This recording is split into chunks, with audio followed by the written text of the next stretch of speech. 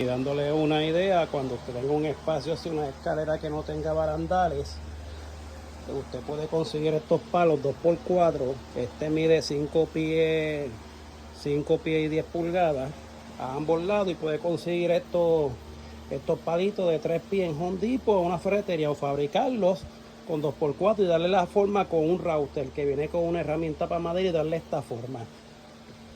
Le pone tornillo a este lado y lo vira, y lo va virando para ubicarlo así, para colocarlo de esta manera, así, y así quede. Así crea unos barandales estables para evitar accidentes si caminan por el espacio, se caiga un nene o una persona adulta.